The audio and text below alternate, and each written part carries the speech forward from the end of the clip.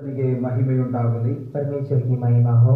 ಮತ್ತೊಮ್ಮೆ ತನ್ನ ಕೃಪೆ ಮುಖಾಂತರವಾಗಿ ಈ ರೀತಿಯಾಗಿ ನಾವು ದೇವರ ಸನ್ನಿಧಿಯಲ್ಲಿ ಕೂಡಿ ಬರಲಿಕ್ಕಾಗದೆ ದೇವರು ಸಹಾಯ ಮಾಡಿದ್ದಕ್ಕಾಗಿ ಆತನಿಗೆ ಸ್ತೋತ್ರವಾಗಲಿ. फिर से परमेश्वर की करुणा के अनुसार परमेश्वर ने फिर से परमेश्वर की वचन सुनने के लिए हमें इकट्ठा किया, इसके लिए परमेश्वर को धन्यवाद करते हैं। ದೇವರ ವಾಕ್ಯಗಳ ಪ್ರಕಾರವಾಗಿ ನಾವು ಇದುವರೆಗೂ ಬದುಕುತ್ತಿರುವುದು ಆತನ ಕೃಪೆ ಹೊರತು ನಮ್ಮ ಒಳ್ಳೆ ಕಾರ್ಯಗಳಿಂದಲ್ಲ. जैसा कि परमेश्वर का वचन कहता है, हम आज तक जिंदा है इसलिए केवल परमेश्वर की करुणा है, हमारा इसमें कुछ कार्य नहीं है। ಅದರಿಂದ ಆತನ ಒಳ್ಳೆತನಗಳಿಗಾಗಿ ನಾವು ದೇವರಿಗೆ ಕೃತಜ್ಞತೆ ಮಹಿಮೆಯನ್ನು ಸಲ್ಲಿಸೋಣ. उसकी अच्छी बातों के लिए, उसकी करुणा के लिए परमेश्वर की महिमा गाएंगे। ಯಾವಾಗಲೂ ಕೂಡ ಆತನ ಮಹಿಮೆ ಪಡಿಸುತ್ತಾ, ಆತನ ವಾಕ್ಯದಲ್ಲಿ ನಡೆಯುತ್ತಾ, ಆತನ ಪ್ರೀತಿಸುತ್ತಾ, ಆತನಿಗಾಗಿ ನಾವು ಜೀವಿಸುವವರಾಗಿರೋಣ. हर दिन हम उसकी महिमा गाते हुए, उसकी गुणगान गाते हुए हमारा खुद का जीवन उसकी महिमा गाते हुए बिताना ಈ चाहिए। ದಿನದ ವಾಕ್ಯಕ್ಕೆ ಹೋಗುವುದಕ್ಕಿಂತ ಮುಂಚಿತವಾಗಿ ನಾವೆಲ್ಲರೂ ಕೂಡ ಕಣ್ಣುಗಳನ್ನು ಮುಚ್ಚಿ ದೇವರ ಬಳಿಗೆ ಪ್ರಾರ್ಥಿಸೋಣ. आज के दिन का वचन के लिए हम जब जाएंगे तो परमेश्वर के सानिध्य में प्रार्थना करेंगे। ನಾವೆಲ್ಲರೂ ಕೂಡ ಕಣ್ಣುಗಳನ್ನು ಮುಚ್ಚಿ ಪ್ರಾರ್ಥಿಸೋಣ. हम आंखों को बंद करके प्रार्थना करेंगे। ಪರಿಶುದ್ಧನಾದ ದೇವರೇ, ನಿನಗೆ ಸ್ತೋತ್ರ ಸಲ್ಲಿಸುತ್ತೇವೆ ಸ್ವಾಮಿ. परिशुद्ध देवरे, हम तेरी महिमा गाते हैं। ಕರ್ತನೇ, ನೀನು ಒಳ್ಳೆಯವನಾಗಿರುವುದಕ್ಕಾಗಿ ವಂದಿಸುತ್ತೇವೆ ದೇವರೇ. परमेश्वर तो अच्छा है, इसके लिए धन्यवाद करते ನಮ್ಮನ್ನು हैं। ಎಷ್ಟೋ ಹೆಚ್ಚಾಗಿ ಪ್ರೀತಿಸಿ ನಿನ್ನ ಮಗನಾದಂತೆ ಯೇಸುವಿನ ಮೂಲಕವಾಗಿ ನಮಗೆ ರಕ್ಷಣೆ ಕೊಟ್ಟಿರುವುದಕ್ಕಾಗಿ ಸ್ತೋತ್ರ. तूने हमसे बहुत सा प्यार किया है और हमको उद्धार दिया है, अपना एकलौता यीशु मसीह के द्वारा हमें उद्धार दिया, इसके धन्यवाद करते हैं। ಆ ರಕ್ಷಣೆಯನ್ನು ಕಾಪಾಡಿಕೊಳ್ಳುವುದಕ್ಕೆ ನಿನ್ನ ಜೀವವುಳ್ಳ ವಾಕ್ಯಗಳು ನಮಗಾಗಿ ಇಟ್ಟಿರುವುದಕ್ಕಾಗಿ ಸ್ತೋತ್ರ.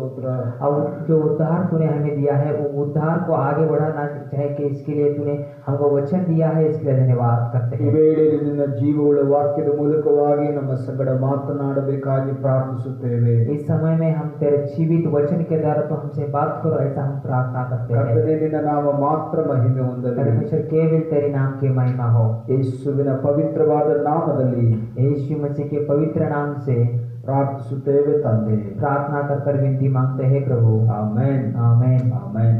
आमेन। ನಾವು ಈ ಸಮಯದಲ್ಲಿ ಕೆಲವು ಕ್ಷಣಗಳ ಕಾಲ ದೇವರ ವಾಕ್ಯವನ್ನು ನೋಡಿಕೊಳ್ಳುವರಾಗಿರೋಣ. हम कुछ समय में परमेश्वर के वचन की ओर जाएंगे। ಲೂಕನ ಬರೆದ ಸುವಾರ್ತೆ 5ನೇ ಅಧ್ಯಾಯದ ಕಡೆಗೆ ನಾವು ತಿರುಗಿಸುವರಾಗಿರೋಣ. लूक रचित सुसमाचार 5वां अध्याय के पास हम जाएंगे। ಯೇಸು ಕ್ರಿಸ್ತನು यीशु मसीह ಆ ದಿವಸದಲ್ಲಿ ಗಲಿಲಾಯ ಸಮುದ್ರದ ಬಳಿಯಲ್ಲಿ ತಿರುಗಾಡುತ್ತಿರುವಾಗ उस दिनों में गलील के पास, समुद्र के पास यीशु मसीह घूम रहे थे।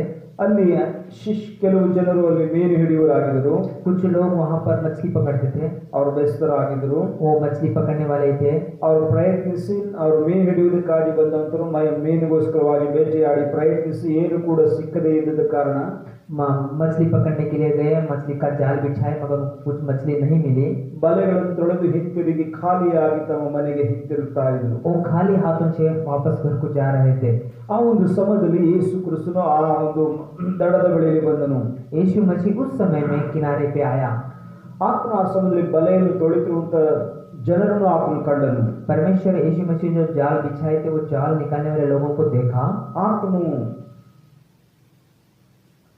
ಬರಿದಾಗಿ ಬಲೆಗಳನ್ನು ತೊಳೆತಿರುವುದನ್ನು ಕಂಡು वो जब निकाल रहे थे उस समय में देखा। ಆಗ ಇವರು ನಿರಾಶೆಯುಳ್ಳವರಾಗಿರುವುದಾಗಿ ಕ್ರಿಸ್ತನು ತಿಳಿದು यीशु मसीह को समझ आया कि ये लोग निराश है। ಆತನು ಅವರ ಬಳಿಯಲ್ಲಿ ಬಂದು ಮಾತನಾಡಿದನೆಂಬುದಾಗಿ ನೋಡ್ತೇವೆ. उसने उनके लोगों के पास आकर बात किया है, हम देखते ಯೇಸು हैं। ಕ್ರಿಸ್ತನು ಬಲೆಗಳನ್ನು ತೊಳೆಯುತ್ತಿರುವಂತಹ ಬಿಸ್ತರ ಬಳಿಗೆ ಆತನು ಬಂದನು.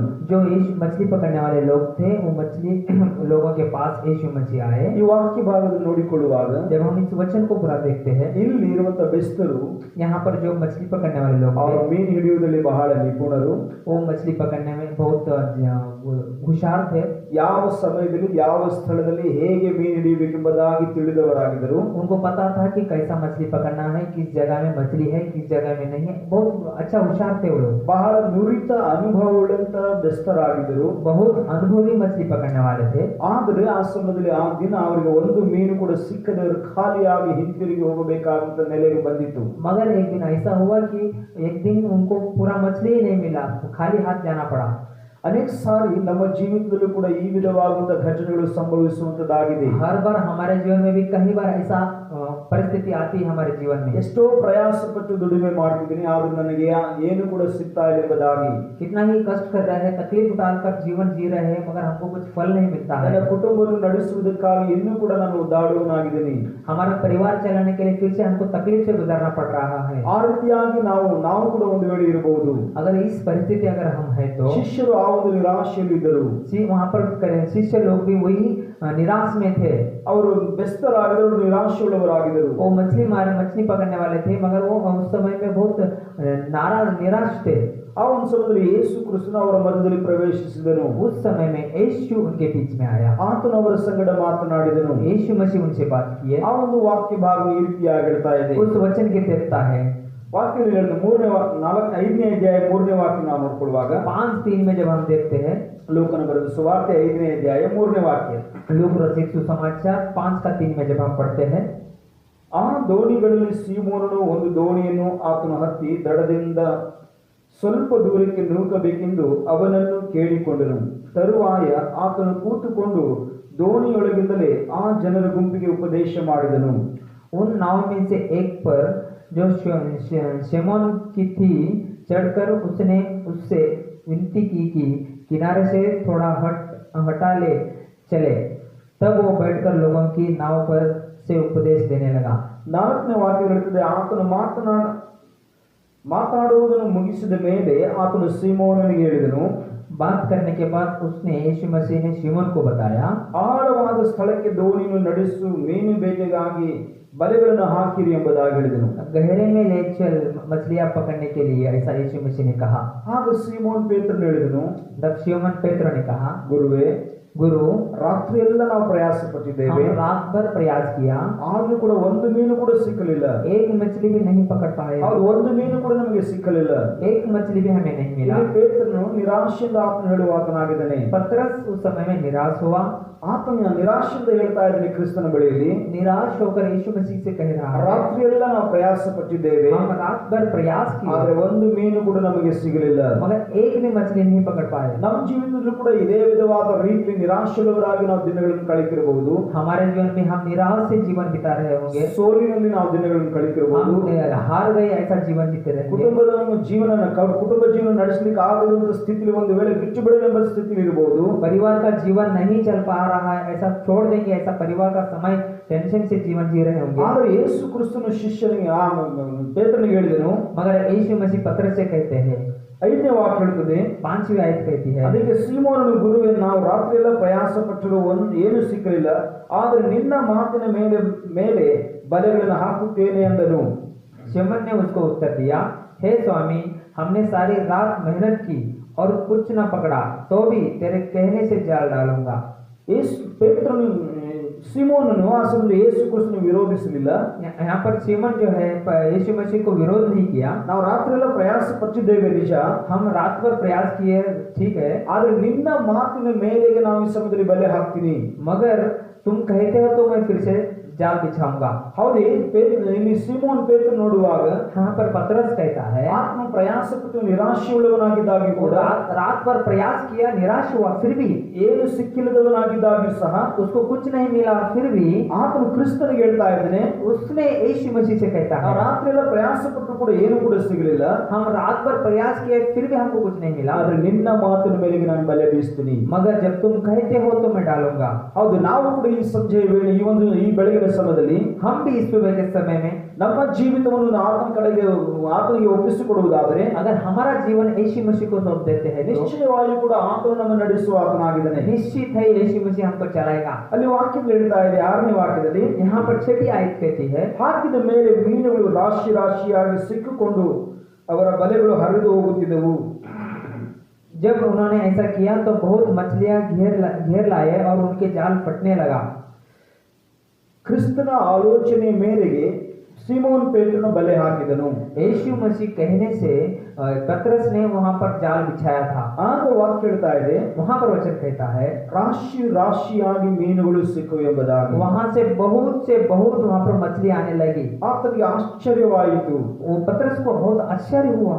ನಾವು ಇನ್ನೇನು ಮಾಡಬೇಕಿದೆ ಎಂಬುದಾಗಿ. अब हम क्या करना चाहिए? ಈತನು ಯಾರು ಇರಬಹುದು? इन्हों कौन रहेगा? ನಾವು ರಾತ್ರಿ ಎಲ್ಲ ಪ್ರಯಾಸ ಪಟ್ವಿ, हम रात पर प्रयास किए ಆದ್ರೆ ಒಂದು ಮೀನು ಕೂಡ ಸಿಗಲಿಲ್ಲ. मगर एक भी मछली नहीं ಆದ್ರೆ पकड़ी। ಈತನ ಮಾತಿನ ಮೇರೆಗೆ ಬಲೆಯನ್ನು ಬೀಸಿದ ನಿಮಿತ್ತವಾಗಿ जब यीशु मसीह को बात सुनकर जब हमने जाल बिछाया, ಅವರ ಬಲೆಗಳು ತುಂಬಲ್ಪಟ್ಟು ಎಂಬುದಾಗಿ. वहां पर जाल में बहुत फटने लगा, ऐसा मछली आ गया उसमें। ತಮ್ಮಿಂದ ಹೊರಗಡೆ ಹೇಳ್ಕೊಂಡು ಬರ್ಲಿಕ್ಕೆ ಆಗ್ಲಿಲ್ಲ.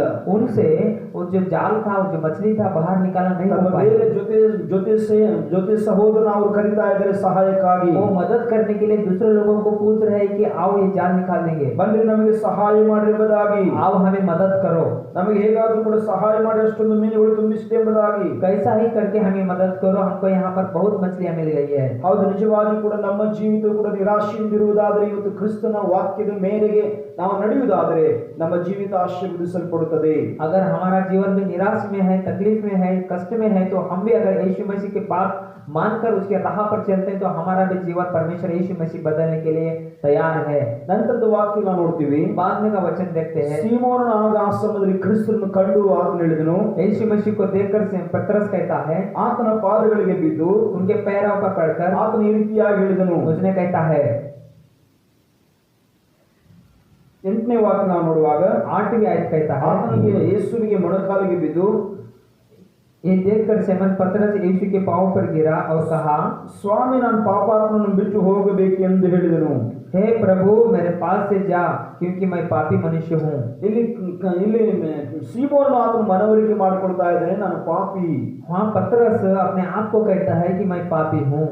ಕ್ರಿಸ್ತನಿಗೂ ಸೀಮೋನಿಗೂ ಪರಿಚಯವಿಲ್ಲ, ಮೊದಲನೇ ಬಾರಿಗೆ ಭೇಟಿಯಾಗಿದ್ದಾರೆ. यीशु मसीह पतरस को पहली बार मिले हैं, एक दूसरे को जान पहचान नहीं है। ಆದರೂ ಕೂಡ ಸೀಮೋನು ಯೇಸುವಿನ ಬಳಿಗೆ ಹೇಳ್ತಾ ಇದ್ದಾನೆ, ಸ್ವಾಮಿ, ನಾನು ಪಾಪಾತ್ಮನು, ನನ್ನನ್ನು ಬಿಟ್ಟು ಹೋಗು ಎಂಬುದಾಗಿ ಆತನು ಹೇಳ್ತಾ ಇದ್ದಾನೆ. मगर पतरस वहाँ पर कहता है, मैं पापी मनुष्य हूँ, मुझे छोड़कर यहाँ से निकल ಇಲ್ಲಿ जाइए। ಪೇತ್ರನು ತನ್ನ ಪಾಪವನ್ನು ಆತನು ಅರಿಕೆ ಮಾಡ್ತಾ ಇದ್ದಾನೆ. यहाँ पर पतरस जो है अपने पाप को पश्चाताप करता है। ನಾನು ಪಾಪಿಯಾಗಿದ್ದೇನೆ, ನೀನು ನೀತಿವಂತನಾಗಿದೆಯಾ, ನೀನು ನನ್ನನ್ನು ಬಿಟ್ಟು ಹೋಗು ಎಂಬುದಾಗಿ ಆತನು ಹೇಳಿದನು. तू नीतिमान है, मैं पापी हूँ, मुझे छोड़कर यहाँ से निकल जा, ऐसा यीशु मसीह को कहता है। ಇಲ್ಲಿ ಸಮಾರ್ಯದ ಸ್ತ್ರೀ ಹೇಳಿದ ಪ್ರಕಾರವಾಗಿ उसी तरह समार्य की औरत जिस तरह कही, ಸ್ವಾಮಿ, ನೀವು ಯಹೂದ್ಯನು, ನಾನು ಸಮಾರ್ಯದವಳಾಗಿದ್ದೇನೆ, ಆದ್ದರಿಂದ ನಮಗೂ ನಿಮಗೂ ಬಳಕೆ ಇಲ್ಲ ಎಂಬುದಾಗಿ ಆಕೆ ಹೇಳ್ತಾ ಇದ್ದಾಳೆ.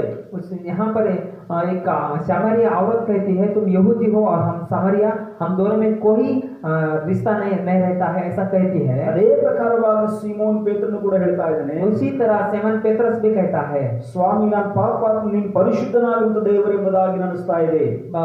वो कहता है कि मैं पापी हूँ, तुम पवित्र हो, मैं पापी हूँ, ध्यान से ऐसा कहता है। ಅದರಿಂದ ನೀನು ನನ್ನಿಂದ ದೂರ ಹೋಗಿ ಎಂಬುದಾಗಿ ಆತನು ಹೇಳ್ತಾ ಇದ್ದಾನೆ. तब उसने कहता है कि तुम मुझसे दूर जाइए। ಆತನು ಪೇತ್ರನು ಸೀಮೋನನು ಆತನು ದೂರ ಹೋಗ್ತಾ ಇದ್ದಾನೆ. पतरस खुद दूर जाता है यीशु मसीह से, ಆದ್ರೆ ಯೇಸು ಆತನು ನೋಡಿ ಆತನು ಹೇಳಿದನು, मगर यीशु मसीह उनको देखकर कहता ನನ್ನ है, ಹಿಂಬಾಲಿಸು, मुझे मेरे राह पर चलो, ನನ್ನ ಹಿಂಬಾಲಿಸು, मेरे राह पर चलो, ಮನುಷ್ಯನ ಹಿಡಿಯುವಂತ ಬೆಸ್ತನಾಗಿ ಮಾಡುತ್ತೇನೆ. मैं तुम्हें मनुष्य को पकड़ने वाला व्यक्ति ಅವ್ರು बनाऊंगा। ಇವತ್ತು ನಿರಾಶೆಯಿಂದ ಇದ್ದಂತ ನಮ್ಮ ಜೀವಿತದಲ್ಲೂ ಕೂಡ ಯೇಸು ಕ್ರಿಸ್ತನು ಹೇಳ್ತಾ ಇದ್ದಾನೆ, ನನ್ನನ್ನು ಹಿಂಬಾಲಿಸು. आज जो निराश में है, तकलीफ में है, उन लोगों को यीशु मसीह कहना चाहता है, मेरे राह पर चलो। ಆತನನ್ನು ನಾವು ಹಿಂಬಾಲಿಸುವಾಗ अगर हम उसके राह पर चलते हैं, ನಿಜವಾಗಿ ಕೂಡ ಆತನ ಸತ್ಯ ಮಾರ್ಗದಲ್ಲಿ ಆತನು ತೋರಿಸುವ ಆತನಾಗಿದ್ದಾನೆ. सच में परमेश्वर सच्चाई का मार्ग दिखाता है। ಇಲ್ಲಿ ಪೇತ್ರನು ಯೇಸುವನ್ನು ನೋಡಿ ಹೇಳಿದನು, हाँ पर पतरस यीशु मसीह को देखकर कहते हैं, ಸ್ವಾಮಿ, ನಾನು ಪಾಪಾತ್ಮನ ಬಿಟ್ಟು ಹೋಗಿ ಎಂಬುದಾಗಿ ಹೇಳಿದನು. मैं पापी हूँ, मुझे छोड़कर जाइए। ಆದ್ರೆ ಯೇಸು ನನ್ನ ಹಿಂದೆ ಬಾ, ನಾನು ಮನುಷ್ಯನ ಹಿಡಿಯುವಂತ ಬೆಸ್ತನಾಗಿ ಮಾಡುತ್ತೇನೆ ಎಂಬುದಾಗಿ ಹೇಳಿದಾಗ, मगर यीशु मसीह जब मुझसे कहते हैं कि तुम मुझे मेरे राह पर चलो, मैं तुझे मनुष्य को पकड़ने वाला व्यक्ति बनाऊंगा, ಯೇಸು ಕ್ರಿಸ್ತನಿಗೆ ಪೇತ್ರನು ಯೇಸುವನ್ನು ಹಿಂಬಾಲಿಸುವುದಕ್ಕಾಗಿ ತೀರ್ಮಾನ ಮಾಡಿದನು. तब पतरस ने यीशु मसीह के राह पर चलने के लिए सोचा। ಆತನ ತಮ್ಮನಾಗಿರುವಂತ ಅಂದ್ರೆಯನ್ನು ಕೂಡ ಯೇಸುವನ್ನು ಹಿಂಬಾಲಿಸಿದನು. उसका भाई जो अंद्रिया था वो भी यीशु मसीह के पास आया। ಇವತ್ತು ನಾನು ಮತ್ತು ನೀನು ಕುಟುಂಬ ಸಮೇತವಾಗಿ ಯೇಸುವನ್ನು ಹಿಂಬಾಲಿಸುವುದಕ್ಕಾಗಿ ತೀರ್ಮಾನ ಮಾಡುವುದಾದರೆ, आज अगर हम और तुम यीशु मसीह के राह पर चलने के लिए, उसके मार्ग पर चलने के लिए अगर हम परिवार के साथ अगर लिए है, तो ಪೇತ್ರನು ಹೇಳಿದ ಪ್ರಕಾರವಾಗಿ ನಾವು ಯಾವುದೇ ಹಿನ್ನೆಲೆಯಿಂದ ಬಂದವರಾಗಿರಬಹುದು, जैसा कि पतरस कहता है, हम कैसा भी आए हो, ಆದರೆ ಕ್ರಿಸ್ತನ ಮಾತಿನ ಮೇರೆಗೆ ನಾವು ನಡೆಯುವುದಾದರೆ यीशु मसीह के राह पर उसके बातों के विश्वास कर कर हम चलते हैं तो ನಿಶ್ಚಯವಾಗಿ ಕೂಡ ಆತನು ನಮ್ಮ ಜೀವಿತಗಳನ್ನು ಆಶೀರ್ವದಿಸುವ ಆತನಾಗಿದ್ದಾನೆ. निश्चित है कि वो परमेश्वर यीशु मसीह हमारा जीवन बदल देता है. Amen, hallelujah, hallelujah, hallelujah, hallelujah. ನಿನ್ನ ಸ್ಥಿತಿ ಎಂಥದ್ದೇ ಆಗಿರಬಹುದು, तुम्हारा परिस्थिति कैसा भी हो, ನೀನು ಯೇಸುವನ್ನು ಹಿಂಬಾಲಿಸುವುದಾದರೆ अगर तुम यीशु मसीह के राह पर ನಿಜವಾಗಿ ಕೂಡ ನೀನು ಆಶೀರ್ವಾದ ಹೊಂದಿದವನಾದಂತ ವ್ಯಕ್ತಿಯಾಗಿ ಮಾರ್ಪಡ್ತೀಯ. सच में सच हमको बताते हैं कि तुम आशीषित पाओगे तुम्हारे जीवन में. ನಿನ್ನ ಹಿನ್ನೆಲೆ ಏನೇ ಆಗಿರಬಹುದು, तुम्हारा जीवन किस तरह भी होगा पिछला जीवन. Amen, hallelujah, hallelujah. ಯೇಸು ನಿನ್ನನ್ನು ಪ್ರೀತಿಸುವ ದೇವರಾಗಿದ್ದಾನೆ. यीशु मसीह आपको प्रेम करते हैं. ಯೇಸು ಸಮಾರ್ಯ ಸ್ತ್ರೀಯನ್ನು ಪ್ರೀತಿಸಿದನು. यीशु मसीह सामान्य स्त्री से प्रेम किया, ಆಗ ಆಕೆ ಜೀವಿತವೇ ಬದಲಾಯಿತು. उसका जीवन भी बदल गया. ಇಲ್ಲಿ ಪಾರ್ಶ್ವವಾಯು ರೋಗಿಯೊಬ್ಬನನ್ನು ಯೇಸುವಿನ ಬಳಿಗೆ ತೆಗೆದುಕೊಂಡು ಬಂದರು. यहाँ पर एक लकवा मारे हुए व्यक्ति को यीशु मसीह के पास लेकर आए. ಅಲ್ಲಿರುವಂತ ಅನೇಕ ಫರಿಸಾಯರು ಸದ್ದುಕಾಯರು ಕೂಡ ಕೂಡಿ ಬಂದವರಾಗಿದ್ದಾರೆ. वहाँ पर फरीसी लोग और दूसरे लोग वहाँ पर आ गए. ಅದರಿಂದ ಜನರು ಆ ಸಮಯದಲ್ಲಿ ಪಾರ್ಶ್ವವಾಯು ರೋಗಿಯನ್ನು ಯೇಸುವಿನ ಬಳಿಗೆ ತೆಗೆದುಕೊಂಡು ಬಂದರು. उस लकवा मारे हुआ रोगी को वहाँ पर यीशु मसीह के पास लेकर आए. ಇಲ್ಲಿ 5ನೇ ಅಧ್ಯಾಯ 17ನೇ ವಾಕ್ಯ 18ನೇ ವಾಕ್ಯ ಹೇಳ್ತಾ ಇದೆ. यहाँ पर लूका रचित सुसमाचार उसमें 5 का 18 में जब हम देखते हैं, 18ನೇ ವಾಕ್ಯ ಓದುವುದಾದರೆ हम 18वीं आयत जब पढ़ते हैं, ಕೆಲವು ಮಂದಿ ಗಂಡಸರು ಒಬ್ಬ ಪಾರ್ಶ್ವವಾಯು ರೋಗದವನನ್ನು ಡೋಲಿಯಲ್ಲಿ ಹೊತ್ತುಕೊಂಡು ಬಂದರು. ಆದರೆ ಅವನನ್ನು ಒಳಗೆ ತೆಗೆದುಕೊಂಡು ಹೋಗಿ ಆತನ ಮುಂದೆ ಇಡಬೇಕೆಂಬುದಾಗಿ ಪ್ರಯತ್ನಿಸಿದರು. ಜನರು ಗುಂಪಾಗಿದ್ದುದರಿಂದ ಅವನನ್ನ ಒಳಗೆ ತರುವುದಕ್ಕಾಗದೆ ಬೇರೆ ದಾರಿ ಕಾಣದೆ ಮನೆಯ ಮೇಲೆ ಹತ್ತಿ ಹಂಚುಗಳನ್ನು ತೆಗೆದು ಅವನನ್ನು ಹಾಸಿಗೆ ಸಹಿತವಾಗಿ ಯೇಸುವಿನ ಮುಂದೆ ಇಳಿಯಬಿಟ್ಟರು.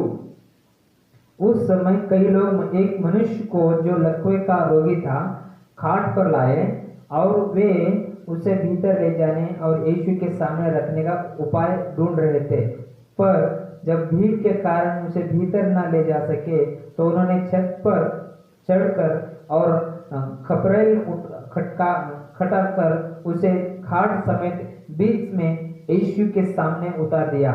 ಇಲ್ಲಿ 20ನೇ ವಾಕ್ಯ ಹೇಳ್ತದೆ, वहाँ पर 20वीं आयत कहती है, ಅವರ ನಂಬಿಕೆಯನ್ನು ಆತನು ನೋಡಿ परमेश्वर यीशु मसीह उनका विश्वास देखकर ನಿನ್ನ ಪಾಪಗಳು ಕ್ಷಮಿಸಲ್ಪಟ್ಟಿವೆ ಎಂಬುದಾಗಿ ಹೇಳಿದನು. वहाँ पर यीशु मसीह कहते हैं तेरे पाप क्षमा हुए हैं. ಪೇತ್ರನು ಸ್ವಾಮಿ ನಾನು ಪಾಪಾತ್ಮನನ್ನು ಬಿಟ್ಟು ಹೋಗು ಎಂಬುದಾಗಿ ಹೇಳಿದನು. जैसा कि पतरस कहा कि मैं पापी हूँ, मुझे छोड़कर जाइए. ಆದರೆ ಪಾರ್ಶ್ವವಾಯು ರೋಗಿಯನ್ನು ಯೇಸುವಿನ ಬಳಿಗೆ ತೆಗೆದುಕೊಂಡು ಬಂದಾಗ जब लोगों ने लकवा मारा हुआ व्यक्ति को यीशु मसीह के पास जब लेके आए, ಆ ವ್ಯಕ್ತಿಯ ಪಾಪವನ್ನು ಯೇಸು ಕ್ಷಮಿಸಿದನು. यीशु मसीह उस व्यक्ति का जो पाप था वो पाप को क्षमा किया. ಆಗ ಆ ಮನುಷ್ಯನು ಸ್ವಸ್ಥನಾದನೆಂಬುದಾಗಿ ಕೆಳಗಡೆ ವಾಕ್ಯ ಹೇಳ್ತದೆ. वहाँ पर नीचे वचन कहता है कि उस बात में वो व्यक्ति को चंगा हुआ हम देखते हैं. ಪೇತ್ರನು ನಾನು ಪಾಪಾತ್ಮನನ್ನು ಬಿಟ್ಟು ಹೋಗು ಎಂಬುದಾಗಿ ಹೇಳಿದನು. जैसा कि पतरस मैं पापी हूँ, मुझे छोड़कर जाइए. ಆದರೆ ಇಲ್ಲಿ ಪಾರ್ಶ್ವವಾಯು ರೋಗಿಗೆ ಪಾಪವೇ ಕಾರಣವಾಗಿದೆ ಎಂಬುದಾಗಿ ತಿಳಿದು ನಂತರವಾಗಿ ಕ್ರಿಸ್ತನು ಆತನ ಪಾಪವನ್ನು ಕ್ಷಮಿಸಿದನು. जैसा कि यहाँ पर व्यक्ति जो आया है वो जो उसको लकवा मारा है, उस लकवे का कारण पापी है, वही पाप को परमेश्वर यीशु मसीह ने जानकर उसको पाप को क्षमा कर उसको चंगा किया. ಆಗ ಪೇತ್ರನಿಗೆ ಅರಿವಾಯಿತು, तब वो पतरस को पता हुआ ಯೇಸು ಪಾಪಿಗಳಿಗಾಗಿ ಬಂದಂತ ದೇವರಾಗಿದ್ದನೆಂಬುದಾಗಿ. तब वो पतरस को पता हुआ कि यीशु मसीह पापी लोगों के लिए इस पृथ्वी पर आया. ಆತನ ಬಳಿಗೆ ಅನೇಕ ರೋಗದಿಂದ ಬರುವಂತ ಜನರು ಕೂಡ ಬಂದರು. वहाँ यीशु मसीह के पास बहुत रोगी लोग आए. ಆತನು ಕ್ಷಮಿಸಿದನು, उनको क्षमा किया, ಅವರನ್ನು ಗುಣಪಡಿಸಿದನು, उनको चंगा किया, ಅವರು ಆಶೀರ್ವಾದ ಹೊಂದಿದರು, वो आशीषित हुए, ಅವರು ಸ್ವಸ್ಥತೆ ಹೊಂದಿದವರಾಗಿ ಹಿಂತಿರುಗಿ ಹೋದರು. वो आशीषित पाकर और चंगा होकर वापस चले गए. ಪೇತ್ರನು ಯೇಸುವನ್ನು ಹಿಂಬಾಲಿಸುವುದಕ್ಕಾಗಿ ತೀರ್ಮಾನ ಮಾಡಿದನು. पतरस केवल यीशु मसीह के पास रहने के लिए, उसके साथ जाने के लिए तैयार हुआ. ಯೇಸು ಕ್ರಿಸ್ತನು ಯಾರಾಗಿದ್ದರೆಂಬುದಾಗಿ ಆತನು ನೋಡಲಿಕ್ಕೆ ಆರಂಭಿಸಿದನು. यीशु मसीह कौन है ये जानने का वो राह देख रहा था. ಆತನು ನೀರಿನ ಮೇಲೆ ನಡೆದನು, ಆತನು ನೋಡಿದನು. यीशु मसीह पानी के ऊपर चले, उसने देखा. ಆತನು ಸಮುದ್ರದಲ್ಲಿ ಹೋಗುವಾಗ ಅಲೆಗಳ ನಿಮಿತ್ತವಾಗಿ ಇವರಿರುವಂತ ದೋಣಿ ಮುಳುಗುತ್ತಿರುವಾಗಲೂ ಕೂಡ ಯೇಸು ಕ್ರಿಸ್ತನು ಒಂದೇ ಒಂದು ಮಾತಿನಿಂದ ಆ ಒಂದು ಸಮುದ್ರವನ್ನು ಮತ್ತು ಗಾಳಿಯನ್ನು ಆತನು ಮೌನಪಡಿಸಿದನೆಂಬುದಾಗಿ ವಾಕ್ಯವಿರುತ್ತದೆ. जैसा कि परमेश्वर का वचन कहता है, यीशु मसीह और पतरस एक साथ में जब जा रहे थे, उस समय में बहुत बड़ा तूफान आया, उधर से इधर पानी आ रहा था. उस समय में परमेश्वर यीशु मसीह ने तूफान को डांटा, तूफान थम गई, ये सब बातें पतरस ने देखा। ಈ ರೀತಿಯಾಗಿ ಪೇತ್ರನು ಯೇಸು ಕ್ರಿಸ್ತನನ್ನು 3.5 ವರ್ಷಗಳ ಕಾಲ ಹಿಂಬಾಲಿಸಿದನು. इस तरह पतरस ने यीशु मसीह के साथ 3 साल 3.5 साल साथ में बिताया। ಯೇಸುವಿನ ಸೇವೆಯಲ್ಲಿ ಆತನ ಜೊತೆಯಾಗಿ ನಡೆದಂತ ಮನುಷ್ಯನಾಗಿದ್ದನು. यीशु मसीह के साथ साथ चलने वाला एक व्यक्ति में से एक था। ಯೇಸು ಕ್ರಿಸ್ತನ ಸಮೀಪವಾಗಿದ್ದ ಶಿಷ್ಯನಿತನಾಗಿದ್ದನು. यीशु मसीह के बहुत पास में रहने वाला एक चेला यीशु मसीह का था वो। ದಿನೇ ದಿನೇ ಆತನು ಯೇಸುವನ್ನು ಅರ್ಥ ಮಾಡಿಕೊಳ್ಳಲಿಕ್ಕೆ ಆರಂಭಿಸಿದನು. हर दिन यीशु मसीह को और समझने के लिए प्रयास करता था।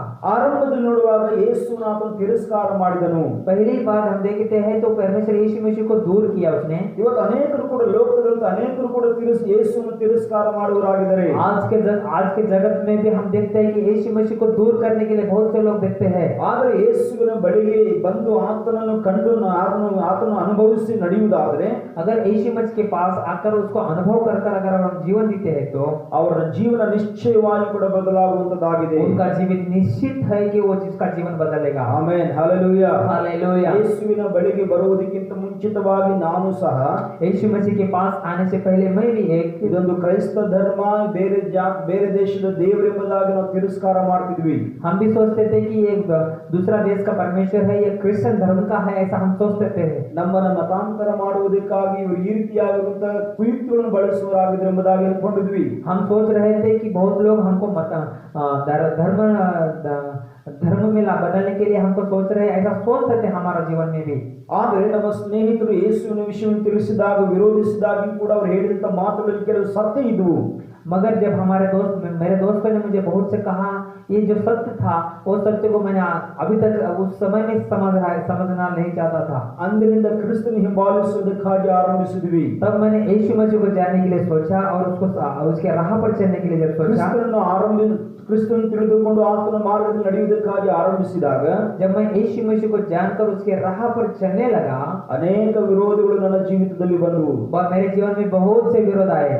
ಆಗ ನನಗೆ ಮನವರಿಕೆ ಆಯಿತು, तब मुझे पता चला ಕ್ರಿಸ್ತನೇ ನಿಜವಾದ ಸತ್ಯ ದೇವರಾಗಿದ್ದಾನೆ ಎಂಬುದಾಗಿ. केवल यीशु मसीह ही सच्चा परमेश्वर है, ಯಾಕಂದ್ರೆ ಆತನ ಮುಖಾಂತರವಾಗಿ ಎಲ್ಲವೂ ಕೂಡ ನಡೆಯುವಂತದ್ದಾಗಿದೆ. क्योंकि उसके द्वारा ही सब कुछ होने वाला है। ಹೊರಗಡೆ ಇದ್ದಾಗ ಇದೊಂದು ಕ್ರೈಸ್ತ ಧರ್ಮಕ್ಕೆ ಸಂಬಂಧಪಟ್ಟ ದೇವರೆಂಬುದಾಗಿ ತಿಳ್ಕೊಂಡಿದ್ವಿ.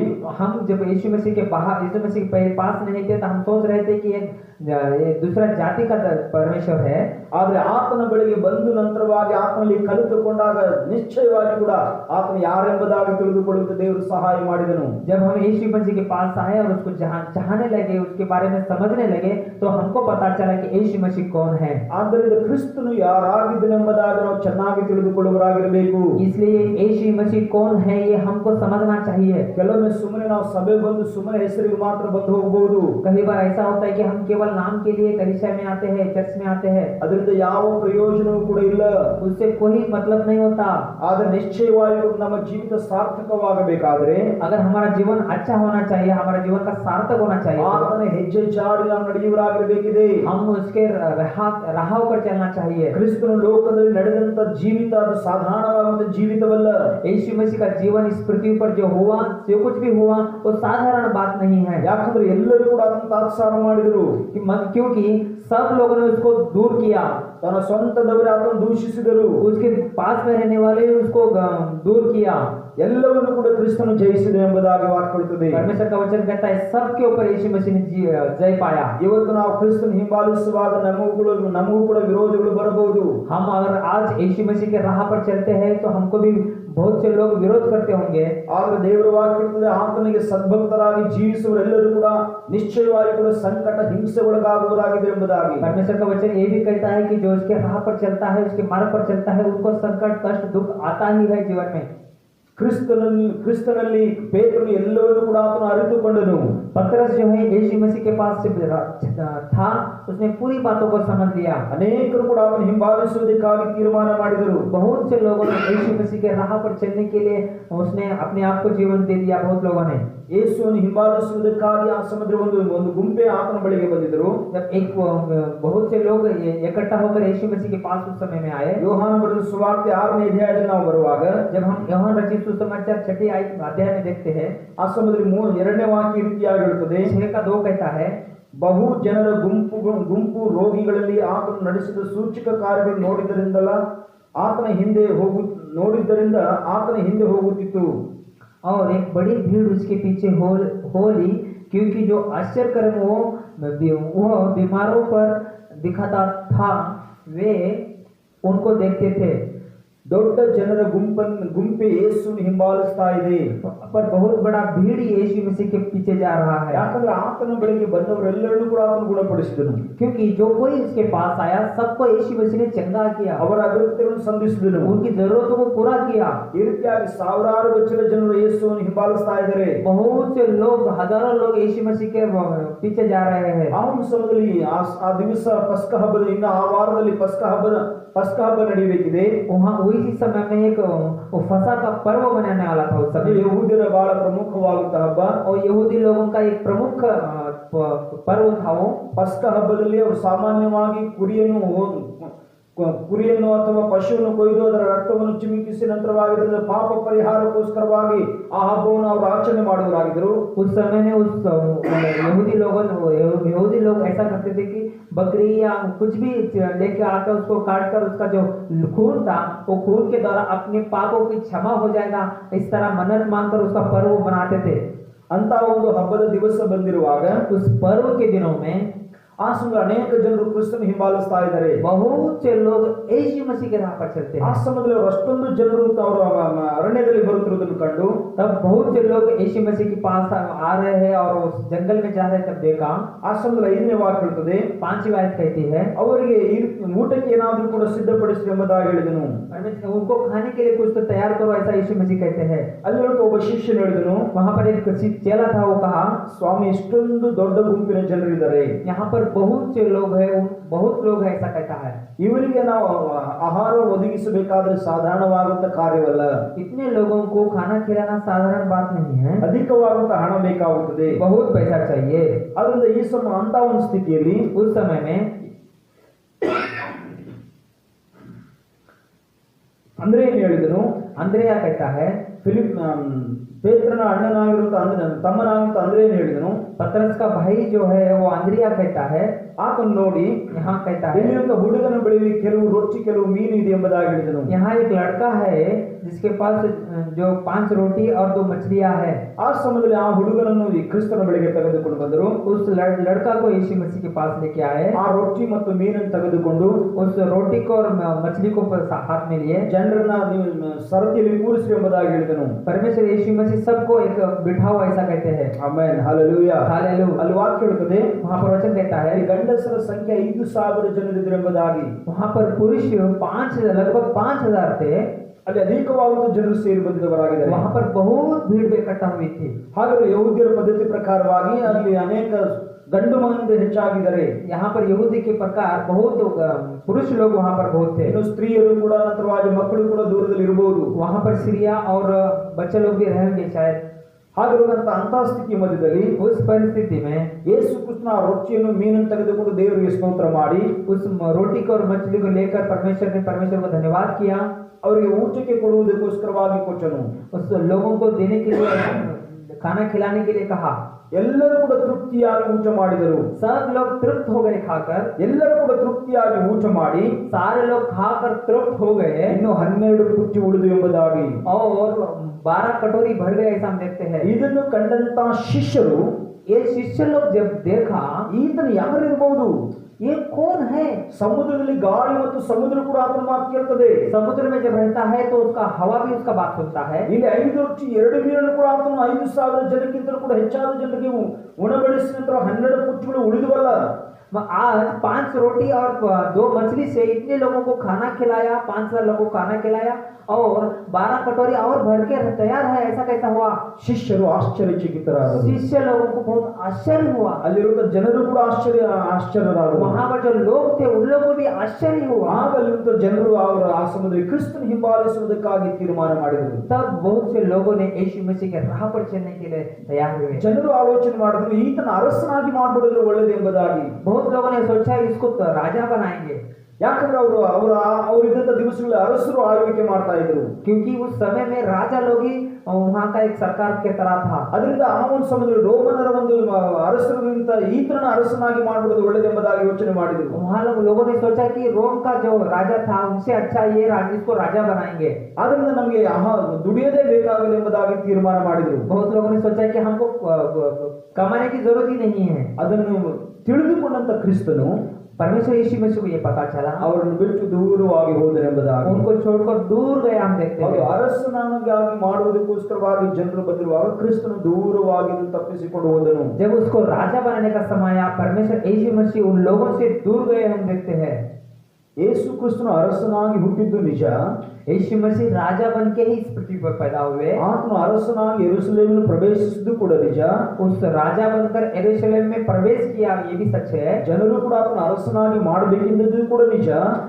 लोगों ने उसको राजा बनाने का तैयार है, ये भी सत्य है। ಕ್ರಿಸ್ತನು ಶಿಲುಬೆಯಲ್ಲಿ ಸಾಯುವಾಗಲೂ ಕೂಡ ಯಹೂದ್ಯರ ಅರಸನೆಂಬುದಾಗಿ ಒಂದು ಪಟ್ಟಿಯನ್ನು ಕೂಡ ಆತನು ಹಾಕಿದ್ದು ನಿಜ.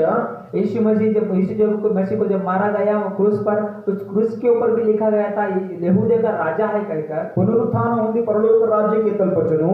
जब पुनरुत्थान हुआ, परलोक के राज्य में यीशु मसीह गए। ಆತನು ಬರುವಾಗಲೂ ಕೂಡ ನಿಶ್ಚಯವಾಗಿ ಆತನು ಅರಸನಾಗಿ ರಾಜನಾಗಿ ಬರುವಾತನಾಗಿದ್ದಾನೆ. वो फिर से आने वाला है, उस समय भी वो राजा बनकर ही आने वाला है। ಆದರೂ ಕೂಡ ಆತನು ಮನುಷ್ಯರಿಂದ ರಾಜನಾಗಿರುವುದಕ್ಕಾಗಿ ಬಯಸಲಿಲ್ಲ.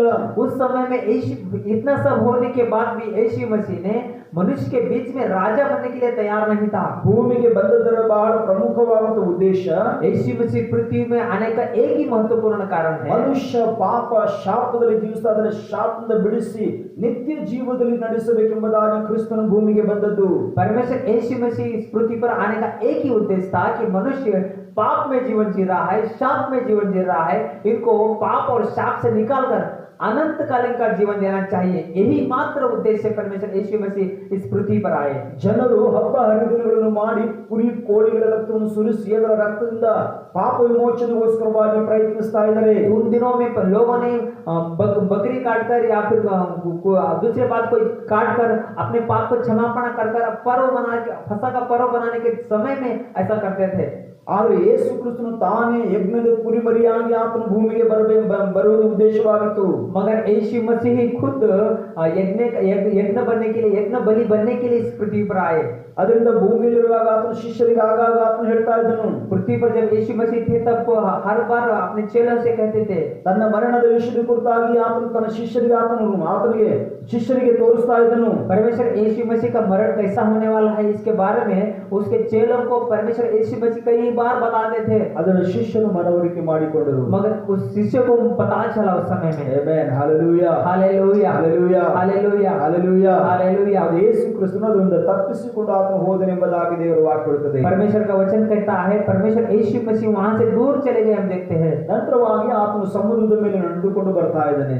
बाद में वो समुद्र के ऊपर से चलते आता है। ಅದನ್ನು ಕಂಡು ಶಿಷ್ಯರು ಆಶ್ಚರ್ಯಪಟ್ಟರು. उसको देखकर शिष्य लोगों को, चेला लोगों को आश्चर्य हुआ। ನಂತರವಾಗಿ ವಾಕ್ಯ ಹೇಳುತ್ತದೆ, बाद में वचन कहता है ಅನೇಕರು ಕೂಡ ಆತನು ಹಿಂಬಾಲಿಸುವುದಕ್ಕಾಗಿ ಬಂದರು. बहुत से लोगों ने उसके पीछे आए। 6:26 ವಾಕ್ಯ ಹೇಳುತ್ತದೆ, 6:20 में कहता है ಅದನ್ನು ಅನೇಕ ಜನರು ಹಿಂಬಾಲಿಸುವುದನ್ನು ಕಂಡು बहुत से लोग आ रहे हैं देखकर, ನಿಮಗೆ ನಿಜ ನಿಜವಾಗಿ ಹೇಳುತ್ತೇನೆ, परमेश्वर यीशु मसीह कहते हैं मैं तुम्हें सच कहता हूँ। 6:26 वाक्ಯ ಹೇಳುತ್ತದೆ, 26 कहती है, ನೀವು ನನ್ನನ್ನು ಹುಡುಕುವುದು ಸೂಚಕ ಕಾರ್ಯಗಳು ನೋಡಿದರಿಂದಲ್ಲ, ಆ ರೊಟ್ಟಿಯನ್ನು ತಿಂದು ಹೊಟ್ಟೆ ತುಂಬಿಸಿಕೊಂಡದರಿಂದಲೇ। यीशु ने उन्हें उत्तर दिया, मैं तुम्हें सच सच कहता हूँ, तुम मुझे इसलिए नहीं ढूंढते हो कि तुमने आश्चर्य कर्म देखे, परंतु इसलिए कि तुम रोटियां खाकर तृप्त हुए। ಆಗ ಕ್ರಿಸ್ತನ ಶಿಷ್ಯರಿಗೆ ಅಲ್ಲಿರುವ ಜನರಿಗೆ ಜ್ಞಾಪಿಸಿದನು. तब यीशु मसीह उस चेलों को कहता है, ದುಡಿಯಿರಿ, ಕೆಟ್ಟು ಹೋಗುವ ಆಹಾರಕ್ಕಾಗಿ ದುಡಿಯಬೇಡಿರಿ। परमेश्वर यीशु कहते हैं श्रम करो, जो नाशवान भोजन है उसके लिए श्रम मत करो। ನಿತ್ಯ ಜೀವಕ್ಕೆ ಉಳಿಯುವ ಆಹಾರಕ್ಕಾಗಿ ದುಡಿಯಿರಿ। जो मगर नित्य जो अनंत काल का जीवन देने वाला है उसके लिए तुम परिश्रम करो, ऐसा यीशु मसीह कहते हैं। ಇಂಥ ಆಹಾರವನ್ನು ಮನುಷ್ಯ ಕುಮಾರನು ನಿಮಗೆ ಕೊಡುವನು, ಇದಕ್ಕಾಗಿ ತಂದೆಯಾದ ದೇವರು ಆತನನ್ನು ನೇಮಿಸಿ ಮುದ್ರೆ ಹಾಕಿದ್ದಾನೆಂದನು। उन्होंने उससे कहा, परमेश्वर के कार्य करने के लिए हम 27 आयत पढ़ेंगे, नाशवान भोजन के लिए परिश्रम न करो, परंतु उस भोजन के लिए जो अनंत जीवन तक ठहरा है, जिसे मनुष्य का पुत्र तुम्हें देगा, क्योंकि पिता अर्थात परमेश्वर ने उसी पर छाप लगाई है। ಅನೇಕರು ನಾವು ಕೂಡ ನಮ್ಮ ಹೊಟ್ಟೆ ತುಂಬಿಸಿಕೊಳ್ಳುವುದಕ್ಕೋಸ್ಕರವಾಗಿ ಕ್ರಿಸ್ತನ ಹಿಂಬಾಲಿಸುತ್ತೇವೆ. बहुत लोग ऐसा भी होता है कि हमारा भोजन के लिए, हमारा खाना के लिए हम यीशु मसीह के पास आते हैं. ಕೆಲವೊಮ್ಮೆ ಆರೋಗ್ಯವನ್ನು ಹೊಂದಿಕೊಳ್ಳುವುದಕ್ಕೋಸ್ಕರವಾಗಿನೂ ಅಥವಾ ಅಲ್ಲಿ ಆತನಿಂದ ಆಶೀರ್ವಾದ ಹೊಂದಿಕೊಳ್ಳುವುದಕ್ಕೋಸ್ಕರವಾಗಿ ಬರ್ತೀವಿ. कई बार हम परमेश्वर यीशु मसीह से आशीष पाने के लिए, यीशु मसीह से कोई बीमारी से चंगा पाने के लिए यीशु मसीह के पास आते हैं. ಹೌದು, ನಿಶ್ಚಯವಾಗಿ ಕೂಡ ಅಗತ್ಯವೇ. जरूरत है, हमें नहीं पता है कि किसी को जरूरत है, ಆದ್ರೆ ಕ್ರಿಸ್ತನು ಹೇಳಿದನು, मगर यीशु मसीह कहते हैं ದುಡಿಯಿರಿ, ಕೆಟ್ಟು ಹೋಗುವಂತ ಆಹಾರಕ್ಕಾಗಿ ದುಡಿಯಬೇಡಿರಿ. नाश होने वाले भोजन के लिए परिश्रम मत करो, ನಿತ್ಯ ಜೀವಕ್ಕೆ ಉಳಿಯುವಂತ ಆಹಾರಕ್ಕಾಗಿ ದುಡಿಯಿರಿ. जो नित्य जीवन, अनंतकालीन का जीवन देने वाला है, उस अनंतकालीन जीवन के लिए तुम परिश्रम करना चाहिए. ಅದರಿಂದ ಈ ಲೋಕದಲ್ಲಿ ನಾವು ನಡೆಯುವಾಗ ತಾತ್ಕಾಲಿಕವಾದಂತ ರೀತಿಯಲ್ಲಿ ನಾವು ನಡೀತಾ ಇದ್ದೀವಿ. इस संसार में अगर हम जी रहे हैं तो केवल कुछ क्षणों के लिए हम जीवन जीते हैं. ಲೋಕ ನಮಗೆ ಶಾಶ್ವತ ಅಲ್ಲ. इस पृथ्वी पर हम शाश्वत नहीं रहेंगे. ಕೆಲವು ದಿನಗಳ ಕಾಲ ಮಾತ್ರ ಇರುವುದಕ್ಕಾಗಿ हम कुछ दिनों के लिए मेहमान बनकर आए हैं. ಹಾಗಿರುವಾಗ ऐसा है तो ಯೇಸು ಕ್ರಿಸ್ತನು ಆತನು ಹೇಳಿದ ಪ್ರಕಾರವಾಗಿ जैसा कि यीशु मसीह कहा, ನಿಜವಾಗಿ ಕೂಡ ಆತ್ಮದಿಂದಲೂ ಸತ್ಯದಿಂದಲೂ ಕ್ರಿಸ್ತನ ಹಿಂಬಾಲಿಸುವುದಕ್ಕಾಗಿ ನಮ್ಮನ್ನು ಸಮರ್ಪಣೆ ಮಾಡಿಕೊಡಬೇಕು. अपने आप को समर्पित करना चाहिए कि हम सच में परमेश्वर यीशु मसीह को आत्मा से, आत्मा की गहराई से उसकी आराधना करने के लिए, उसकी महिमा करने के लिए. ವಾಕ್ಯ ಭಾಗವನ್ನು ನೀವು ಮನೆಯಲ್ಲಿ ನೀವು ಓದ್ರಿ, आगे का वचन तुम जब पढ़ेंगे पूरा है, ಯೇಸು ಕ್ರಿಸ್ತನು ಆ ಜೀವ ಕೊಡುವಂತ ರೊಟ್ಟಿ ನಾನೇ ಎಂಬುದಾಗಿ ಆತನು ಹೇಳಿದನು. परमेश्वर यीशु मसीह कहता है कि वो जो जीवन देने वाला रोटी है, वो जीवन का रोटी मैं ही हूँ. 28ನೇ ವಾಕ್ಯದಲ್ಲಿ ಆ ಸಮುದ್ರ ಜನರು ಕೇಳಿದ್ರು. 28वीं आयत में लोगों ने कहा, ದೇವರಿಗೆ ಮೆಚ್ಚುಗೆಯಾದ ಕೆಲಸ ಯಾವುದೇನು, ದೇವರು ಮೆಚ್ಚಿಸಬೇಕಾದ್ರೆ ನಾವು ಏನು ಕೆಲಸ ಮಾಡಬೇಕಿದೆ? उन्होंने उससे कहा, परमेश्वर के कार्य करने के लिए हम क्या करें? ಅನೇಕ ಸಾರಿ ನಾವು ದೇವರು ಮೆಚ್ಚಿಸುವುದಕ್ಕೋಸ್ಕರವಾಗಿ ಕೆಲವೊಮ್ಮೆ ಪ್ರಯಾಣ ಮಾಡ್ತೀವಿ, ಕೆಲವೊಮ್ಮೆ ಯಾತ್ರೆಗಳನ್ನು ಕೈಗೊಳ್ತೀವಿ, ಇನ್ನೂ ಕೂಡ ನಮ್ಮ ತಲೆ ಕೂದಲು ಕೊಡ್ತೀವಿ, ಅಥವಾ ಬೇರೆ ಅನೇಕ ಸಂಗತಿ ನಾವು ಈ ರೀತಿಯಾಗಿ ನಾವು ಮಾಡ್ತೀವಿ. हम परमेश्वर को खुश करने के लिए अलग अलग कार्य करते हैं, जो बहुत देर चलते हैं, कुछ उपवास रखते हैं, कुछ बाल भी मुंडवाते हैं, अलग अलग बातें करते हैं. ಅದರಿಂದ ದೇವರಿಗೆ ಮೆಚ್ಚುಗೆ ಆಗಲಿಕ್ಕೆ ಸಾಧ್ಯವಿಲ್ಲ. इसलिए इससे परमेश्वर खुश नहीं होंगे. ಇನ್ನು ಕೆಲವು ದಾನ ಧರ್ಮಗಳನ್ನು ಮಾಡೋದ್ರ ಮುಖಾಂತರವಾಗಿ ದೇವರು ಮೆಚ್ಚಿಸಲಿಕ್ಕೆ ಪ್ರಯತ್ನಿಸ್ತೀವಿ. कुछ लोग दान धर्म देकर परमेश्वर को खुश करेंगे सोचते हैं. ಅದೆಲ್ಲವೂ ಕೂಡ ಒಳ್ಳೆಯದೇ, वो करना अच्छी बात है. ಆದ್ರೆ ದಾನ ಧರ್ಮ ನಮ್ಮನ್ನ ನಿತ್ಯ ಜೀವಕ್ಕೆ ನಡೆಸುವಂತದ್ದಲ್ಲ. जो दान धर्म करते हैं वो हमें अनंत काल के जीवन में नहीं चलाएगा. ದೇವರು ಮೆಚ್ಚುವ ಕೆಲಸ ಯಾವುದೆಂಬುದಾಗಿ ನೋಡುವಾಗ परमेश्वर किससे खुश होता है? ಆತನು ಕಳುಹಿಸಿಕೊಟ್ಟವನು ನೀವು ನಂಬುವುದೇ? जो परमेश्वर ने इस पृथ्वी पर जिसको भेजा है उसके ऊपर विश्वास करना. ಅದು ಆತನು ನಂಬುವುದೇ ನಿಜವಾದಂತ ಒಂದು ದೇವರು ಮೆಚ್ಚಿಸುವಂತದ್ದಾಗಿದೆ. परमेश्वर जब खुश होगा तो वही है कि हम जो परमेश्वर ने भेजा है उसके ऊपर विश्वास करना चाहिए. ಆಗ ಜನರು ಮತ್ತೆ ಪ್ರಶ್ನೆ ಮಾಡಿದರು. बहुत लोगों ने उसके ऊपर प्रश्न किया. ಹಾಗಿರುವುದಾದರೆ ऐसा है तो ನಿನ್ನ ಮಾತನ್ನು ನಂಬಿ ನಾವು ನಡೆಯುವಂತೆ ಏನ್ ಮಾಡ್ತೀವಿ ಎಂಬುದಾಗಿ ಕೇಳಿದ್ರು. तब उन्होंने कहा कि तुम्हारे बात के ऊपर हम विश्वास करते हैं. ಯಾಕಂದ್ರೆ ಮೋಶೆ ನಮ್ಮ ಹಿರಿಯರನ್ನ ಅರಣ್ಯ ಪ್ರದೇಶದಲ್ಲಿ ಆತನ ಪರಲೋಕದ ಆಕಾಶದಿಂದ ಆತನು ಬೇಕಿರುವಂತ ಮನ್ನವನ್ನು ಕೊಟ್ಟು ನಡೆಸಿದನು. मूसा जो है हमको उस समय में हमारे बाप दादा को आकाश के अंदर भोजन देकर चलाया है. 40 ವರ್ಷಗಳ ಕಾಲ ಆಹಾರವನ್ನು ತಿಂದು ನಡೆದರು. 40 दिन तक वो लोगों ने खाकर जीवन जिए. ಹಾಗಿರುವಾಗ ನಮಗೆ ನೀನೇನ್ ಕೊಡ್ತೀಯ ಎಂಬುದಾಗಿ ಹೇಳಿದರು. परमेश्वर यीशु मसीह से कहते हैं कि अभी तुम क्या हमें दोगे? ವಿಮೋಚನ ಕಾಂಡ ಪುಸ್ತಕ 16ನೇ ಅಧ್ಯಾಯದಲ್ಲಿ ಆ ವಿಷಯ ನಾವು ನೋಡಬಹುದು. वो सारे हम देखते हैं, निर्गमन की किताब में हम सब देखते हैं वो बातें. ಆದ್ರೆ ಇಲ್ಲಿ ವಾಕ್ಯ ಹೇಳ್ತಾ ಇದೆ, यहाँ पर वचन में कहता है, ಯೇಸು ಹೇಳಿದನು, यीशु मसीह कहते हैं, ಆತನು ಹೇಳ್ತಾ ಇದ್ದಾನೆ, ನಾನೇ ನಿಜವಾದ ರೊಟ್ಟಿಯಾಗಿದ್ದೇನೆ. परमेश्वर यीशु मसीह कहता है, मैं ही जीवन की रोटी हूँ. ಇಲ್ಲಿ 35ನೇ ವಾಕ್ಯ ನೋಡುವಾಗ यहाँ पर 35वीं आयत में ಜೀವ ಕೊಡುವ ರೊಟ್ಟಿ ನಾನೇ. यीशु ने उसे कहा, जीवन की रोटी मैं हूँ. ನನ್ನ ಬಳಿಗೆ ಬರುವವನಿಗೆ ಎಂದಿಗೂ ಹಸಿವೆಯಾಗುವುದಿಲ್ಲ. जो मेरे पास आता है वो कभी भूखा ना होगा. ಎಂದಿಗೂ ನೀರಡಿಕೆಯಾಗುವುದಿಲ್ಲ. और जो मुझ पर विश्वास करता है वो कभी प्यासा ना होगा. ಅದು ಯೇಸು ಕ್ರಿಸ್ತನು ಆತನು ಹೇಳಿದ ಪ್ರಕಾರವಾಗಿ, जैसा कि यीशु मसीह ने कहा, ನಾನೇ ಜೀವಕರವಾದಂತ ಪರಲೋಕದಿಂದ ಬಂದಂತ ರೊಟ್ಟಿ ಎಂಬುದಾಗಿ ಹೇಳಿದನು. मैं ही परलोक से आया हुआ जीवन की रोटी मैं ही हूँ. ನಿಮ್ಮ ಹಿರಿಯರಿಗೆ ಮನ್ನ ಕೊಟ್ಟಿದ್ದು ನಿಜವಾಗಿ ಕೂಡ ಮೋಶೆ ಅಲ್ಲ, ಆದರೆ ನನ್ನ ತಂದೆ ಕೊಟ್ಟಿದ್ದು. तुम्हें तुम्हारे पूर्वजों को जो मन्ना मिला है मूसा नहीं दिया है, मेरा पिता ही दिया है. ಆದ್ರೆ ನೀವು ನನ್ನ ತಂದೆ ನಂಬಲಿಲ್ಲ. मगर उस समय में तुमने मेरे पिता को नहीं विश्वास नहीं किया। ಆ ಕಾರಣದ ನಿಮಿತ್ತವಾಗಿ ನನ್ನ ತಂದೆ ಜೀವವನ್ನು ಕೊಡುವಂತ ರೊಟ್ಟಿಯಾಗುತ್ತ ನನ್ನನ್ನೇ ಆತ್ಮೀಯ ಈ ದಿನಮಾನಗಳಲ್ಲಿ ಕಳಿಸಿದವನಾಗಿದ್ದಾನೆ। तुम्हारे पूर्वजों ने जो इस परमेश्वर के ऊपर विश्वास नहीं किया, इसलिए जीवित रोटी बनाकर मुझे इस संसार में भेज दिया। ಈ ರೊಟ್ಟಿಯನ್ನು ತಿನ್ನುವನಿಗೆ ಎಂದಿಗೂ ಕೂಡ ಹಸಿವೆಯಾಗುವುದಿಲ್ಲ। जो जो ये रोटी जीवन की रोटी जो खाता है उसको कभी भूख नहीं लगेगी। ಈ ರೊಟ್ಟಿಯನ್ನು ತಿನ್ನುವಂತ ಪ್ರತಿಯೊಬ್ಬರು ಕೂಡ ನಾನು ಕಡೆಯ ದಿವಸದಲ್ಲಿ ಎಬ್ಬಿಸುವೆನೆಂಬುದಾಗಿ, ये रोटी जो खाता है उसको आखिरी के दिन में मैं उसे उठाऊंगा। ಆಗ ಅಲ್ಲಿರುವಂತ ಅನೇಕ ಜನರು ಕೂಡ ಗುಣಗುಟ್ಟಲಿಕ್ಕೆ ಆರಂಭಿಸಿದರು। उस बहुत लोग वहां पर थे, वो मन में मन कुछ बात कर रहे थे। ಕ್ರಿಸ್ತನು ಆತ ನಜರೇತಿನಲ್ಲವೇ? यीशु मसीह क्या नजरेत का नहीं है? ಇವನ ತಂದೆ ತಾಯಿಗಳು, ಇವನ ತಮ್ಮಂದಿರು ಅಕ್ಕನ ತಂಗಿಯರು ನಮ್ಮ ಬಳಿ ಇದ್ದಾರಲ್ಲವೇ? क्या इनके माता पिता हमारे साथ में रहते हैं, भाई लोग हमारे साथ में रहते हैं? ಆದ್ರೆ ಈತನು ಯಾವ ರೀತಿಯಾಗಿ ಜೀವ ಕೊಡುವಂತ ರುಚಿ, ನಾನು ಪರಲೋಕದ ಬಳಿ ಇಳಿದು ಬಂದಂತ ರುಚಿ ಎಂಬುದಾಗಿ ಹೇಳಿಕೆ ಸಾಧ್ಯ ಎಂಬುದಾಗಿ, ये कैसा है कि ये परलोक से आया हुआ रोटी मैं हूँ, ऐसा कहता है? ಯೇಸು ಕ್ರಿಸ್ತನ ಆತನು ಎಲ್ಲವನ್ನೂ ಕೂಡ ಆತನು ಬಲ್ಲಾತನಾಗಿದ್ದನು। यीशु मसीह सारी बातों को समझता था। ಆದ್ರೆ ಅಲ್ಲಿರುವಂತ ಯಹೂದ್ಯರು, वहां पर जो यहूदी थे, ಈ ಮಾಂಸವನ್ನು ಯೇಸು ಕ್ರಿಸ್ತನು ಹೇಳಿದ ಪ್ರಕಾರವಾಗಿ, जैसा कि यीशु मसीह कहा, ಇವನು ತನ್ನ ಮಾಂಸ ನಮಗೆ ಹೇಗೆ ತಿನ್ನುವುದಕ್ಕೆ ಕೊಟ್ಟಾನೆಂಬುದಾಗಿ ತಮ್ಮ ತಮ್ಮೊಳಗೆ ವಾಗ್ವಾದ ಮಾಡಿಕೊಂಡ್ರು। वो अपने आप में सोच रहे थे कि वो उसका जो शरीर है वो हमको कैसा देगा खाने के लिए। ಆದ್ರೆ ಯೇಸು ಅವರನ್ನು ಚೆನ್ನಾಗಿ ಬಲ್ಲವನಾಗಿದ್ದನು। मगर यीशु उनको समझ रहा था। ಆತನು ನನ್ನ ಮಾಂಸವನ್ನು ತಿಂದು ನನ್ನ ರಕ್ತವನ್ನು ಕುಡಿಯುವನು ನಿತ್ಯ ಜೀವನ ಹೊಂದಿದ್ದಾನೆಂಬುದಾಗಿ ಆತನು ಹೇಳಿದನು।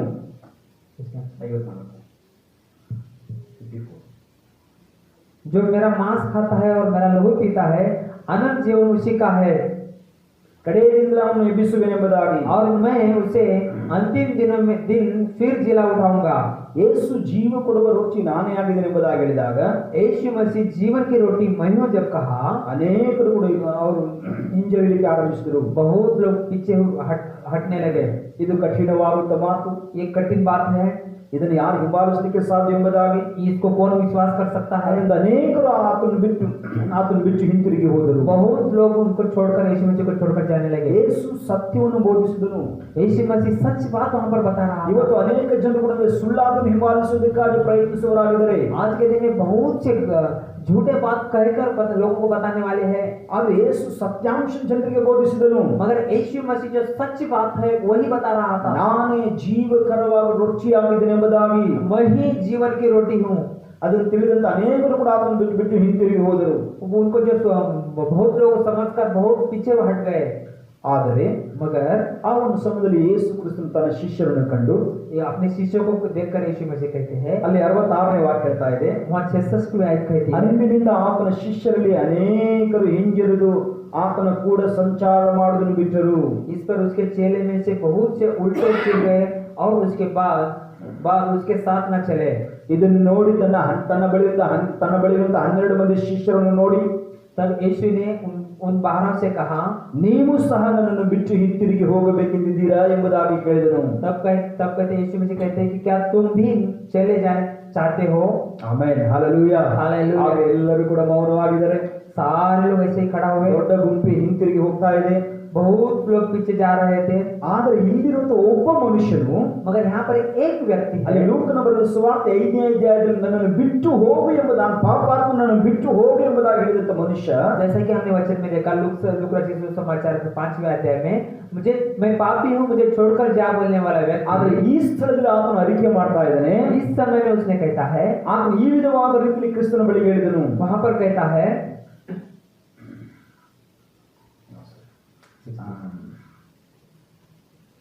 ಸ್ವಾಮಿ ನಿನ್ನನ್ನು ಬಿಟ್ಟು ನಾನು ಯಾರ ಬಳಿಗೆ ಹೋಗಲಿ? सिमोन पतरस कहता है यहाँ पर सिमोन पतरस ने उसको उत्तर दिया, हे प्रभु हम किसके पास जाए? ನಿನ್ನಲ್ಲಿ ನಿತ್ಯ ಜೀವನುಂಟು ಮಾಡುವಂತ ವಾಕ್ಯಗಳುಂಟು, अनंत जीवन की बातें तेरे पास है। ನೀನು ದೇವರು ಪ್ರತಿಷ್ಠಿಸಿದವನೇ, और हमने विश्वास किया और जाना है कि ನಾವು ನಂಬಿದ್ದೇವೆ ಮತ್ತು ತಿಳಿದಿದ್ದೇವೆ ಅಂದನು। हम विश्वास करते हैं और समझते हैं।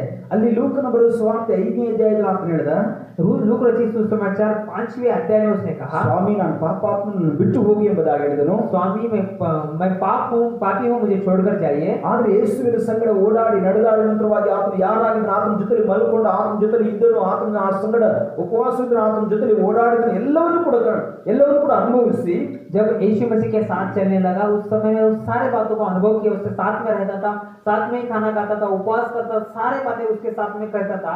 तो उसने समझ लिया, उसने ನೀವು ಸಹ ನನ್ನನ್ನು ಬಿಟ್ಟು ಹೋಗುತ್ತೀರಿ ಎಂಬುದಾಗಿ ಕೇಳಿದಾಗ, तब यीशु मसीह जब उनको पूछते हैं क्या तुम भी मुझे छोड़कर जाना चाहते हो, ಪೇತ್ರನು ಈ ರೀತಿಯಾಗಿ ಹೇಳಿದನು, पतरस कहता है, ಸ್ವಾಮಿ ನಿನ್ನನ್ನು ಬಿಟ್ಟು ಇನ್ನಾರ ಬಳಿಗೆ ಹೋಗಲಿ, मैं तुम्हें छोड़कर कहाँ जाऊं। Amen, hallelujah, hallelujah, hallelujah. Hallelujah. ಆ ಲೂಕನ ಬರೆದ ಸುವಾರ್ತೆ 5ನೇ ಅಧ್ಯಾಯದಲ್ಲಿರುವ ಮಾತಿಗೂ ಯೋಹಾನ ಬರೆದ ಸುವಾರ್ತೆ 6ನೇ ಅಧ್ಯಾಯ, ಈ 6ನೇ ಅಧ್ಯಾಯದಲ್ಲಿ ಹೇಳುವಂತ ಮಾತಿಗೆ ಎಷ್ಟು ವ್ಯತ್ಯಾಸ ನಾವು ಕಾಣ್ತೀವಿ. देखो हम लूक रचित सुसमाचार 6 अध्याय में जो पतरस कहता है और वही यूहन्ना की किताब में अगर 6 अध्याय में जो कहता है, बात में कितना अंतर है।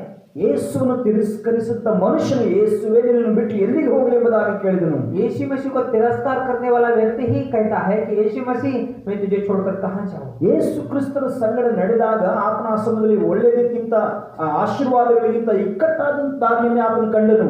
यीशु मसीह के साथ जब वो चल रहा था, उस चलने के समय में तकलीफ ही ज्यादा जीवन गुजारना पड़ा। ಆಗ ಪೇತ್ರನು ಚೆನ್ನಾಗಿ ಕ್ರಿಸ್ತನ ಮನವರಿಕೆ ಮಾಡಿಕೊಂಡನು. तब पतरस को अच्छा मालूम हुआ कि परमेश्वर यीशु मसीह के बारे में। ಇವತ್ತು ನಾನು ಮತ್ತು ನೀನು ಕೂಡ ಪೇತ್ರನ ಹಾಗೆ ಕ್ರಿಸ್ತನ ಕಂಡುಕೊಳ್ಳುವುದಾದರೆ, आज अगर हम और तुम यीशु मसीह जैसा कि पतरस ने यीशु मसीह को समझ लिया, उसी तरह अगर आज हम समझते हैं तो ವಿರೋಧಿಗಳಾಗಲಿ, ನಮ್ಮನ್ನ ಕ್ರೈಸ್ತ ಹಿಂಸಕರೇ ಆಗಲಿ, ಸರ್ಕಾರವಾಗಲಿ ನಮ್ಮ ಶಿರಚ್ಛೇದನ ಮಾಡಿದ್ರು ಕೂಡ ಕ್ರಿಸ್ತನನ್ನು ನಾವು ಬಿಡುವುದಿല്ലെಂಬುದಾಗಿ ನಾವು ಅರಿಕೆ ಮಾಡ್ತೇವೆ.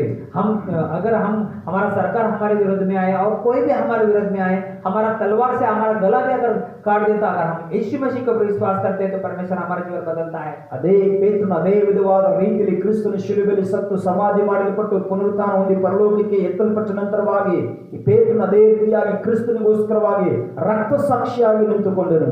यीशु मसीह जब उसको मारा गया, गाड़ा गया, फिर से परमेश्वर के राज्य में चला गया, उसी पतरस ने वो अपने परमेश्वर यीशु मसीह का सेवकाई के बारे में अपने आप को उसी तरह जैसा यीशु मसीह को क्रूस पर मारा गया उसी तरह उल्टा लटकाने के लिए उसने समर्पित किया। ಅದರಿಂದ ಕ್ರಿಸ್ತನು ಯಾರಾಗಿದ್ದಾನೆಂಬುದಾಗಿ ನಾವು ಅನುಭವಿಸುವರಾಗಿರಬೇಕಿದೆ. इसलिए परमेश्वर यीशु मसीह कौन है ये हमको समझना चाहिए। ಸುಮ್ಮನೆ ನಾವು ಸಭೆ ಬಂದು ಹೋಗುವಂತವರಾಗಿರಬಾರದು. चुपके हम चर्च को आके जाने वाले व्यक्ति में से नहीं रहना चाहिए। ಕ್ರಿಸ್ತನನ್ನು ಚೆನ್ನಾಗಿ ನಾವು ತಿಳಿದುಕೊಳ್ಳುವರಾಗಿರಬೇಕು. यीशु मसीह को अच्छा समझना चाहिए, ಆತನೊಂದಿಗೆ ಇರುವರಾಗಿರಬೇಕಿದೆ. उसके साथ में रहना चाहिए, ಆತನ ಸಂಗಡ ನಾವು ಜೀವಿಸುವರಾಗಿರಬೇಕಿದೆ. उसके साथ का जीवन बिताना ಆತನ चाहिए, ಅನುಭವಿಸುವರಾಗಿರಬೇಕಿದೆ. उसको अनुभव करना चाहिए। Amen, hallelujah, hallelujah. ಆಗ ಮಾತ್ರವೇ ಪೇತ್ರನು ಹೇಳಿದ ಮಾತು ನಮ್ಮಲ್ಲಿ ಕೂಡ ಬರಲಿಕ್ಕೆ ಸಾಧ್ಯ. तभी जाकर हम कहेंगे जैसा कि पतरस ने कहा, परमेश्वर तुझे छोड़कर मैं कहां जाऊं, ऐसा तब हम कह सकते हैं। ಆದ್ದರಿಂದ ಈ ವೇಳೆಯಲ್ಲಿ ತೀರ್ಮಾನ ಮಾಡಿ ಕ್ರಿಸ್ತನಿಗೋಸ್ಕರವಾಗಿ ಜೀವಿಸುವುದಕ್ಕಾಗಿ, अगर तुम आज सोचते हो कि हम परमेश्वर यीशु मसीह के लिए जीवन चाहे, ಅನೇಕರು ಕೂಡ ಯೇಸುವನ್ನು ಬಿಟ್ಟು ಹಿಂಜಾರಿ ಹೋದರು. बहुत से लोग यीशु मसीह को छोड़कर गए, ಆದರೆ ಅವರು ನಿತ್ಯ ಜೀವನ ಕಳೆದುಕೊಂಡರು. मगर वो अनंत काल का जीवन वो खो दिए। ಆದರೆ ಪೇತ್ರನು ಯೇಸುವನ್ನು ಕಂಡುಕೊಂಡನು. मगर पतरस जो है यीशु मसीह को चाह लिया। ಹಿಂಜಾರಿ ಹೋದವರ ಗುಂಪಿಗೆ ನೀನು ಸೇರಬೇಡ. जो तुम है जो यीशु मसीह को छोड़कर गए हैं उनके बीच में मत जाना चाहिए। ಕಷ್ಟವಾಗಲಿ ದುಃಖವಾಗಲಿ ಕ್ರಿಸ್ತನಿಗೋಸ್ಕರವಾಗಿ ಜೀವಿಸುವುದಾದ ನಿಶ್ಚಯವಾಗಿ ಕೂಡ ನಿಮಗೆ ನಿತ್ಯ ಜೀವ ಉಂಟು. अगर कष्ट है, तकलीफ है, चिंता है, कुछ भी है, मगर परमेश्वर यीशु मसीह के पास अनंत काल का जीवन है। Amen, hallelujah, hallelujah. ಕ್ರಿಸ್ತನ ವಾಕ್ಯಗಳ ಮೂಲಕವಾಗಿ ನಮ್ಮನ್ನು ಆಶೀರ್ವದಿಸಲಿ. परमेश्वर यीशु मसीह इस वचन के द्वारा हमें आशीष करे, ನಾವು ಆತನ ವಾಕ್ಯದ ಪ್ರಕಾರವಾಗಿ ಜೀವಿಸುವರಾಗಿರೋಣ. हम उसके वचन के द्वारा उसके अनुसार उसके वचनों के अनुसार जीवन बिताना चाहिए। ಕೆಟ್ಟು ಹೋಗುವಂತ ಆಹಾರಕ್ಕೋಸ್ಕರವಾಗಿ ದುಡಿಯುವುದು ಬೇಡ. और नाश होने वाले आहार के लिए, उस अन्न के लिए परिश्रम करने की जरूरत नहीं इतना ज्यादा, ಬದಲಾಗಿ ನಿತ್ಯ ಜೀವನ ಕೊಡುವಂತ ವಾಕ್ಯಕ್ಕೋಸ್ಕರವಾಗಿ ನಾವು ದುಡಿಯುವರಾಗಿರೋಣ. उसके बदले में परमेश्वर यीशु मसीह का जो जीवन देने वाला रोटी है उसके लिए हम जीवन ನಾವು बिताएंगे। ಕ್ರಿಸ್ತನ ಹಿಂಬಾಲಿಸುವರಾಗಿರೋಣ. हम यीशु मसीह के राह पर चलें। ನಾಶವಾಗಿ ಹೋಗುತ್ತಿರುವಂತ ಜನರನ್ನು ಕ್ರಿಸ್ತನ ಕಡೆಗೆ जो ನಡೆಸುವರಾಗಿರೋಣ. नाश के और जीवन जा रहे, जिसका जीवन जा रहा है, उनका जीवन यीशु मसीह के साथ में लेके आएंगे। ದೇವರು ನಿಮ್ಮೆಲ್ಲರನ್ನು ಕೂಡ ಆಶೀರ್ವದಿಸಲಿ. परमेश्वर तुम सबको आशीष करे। ಆಮೆನ್, आमीन। ಆಮೆನ್.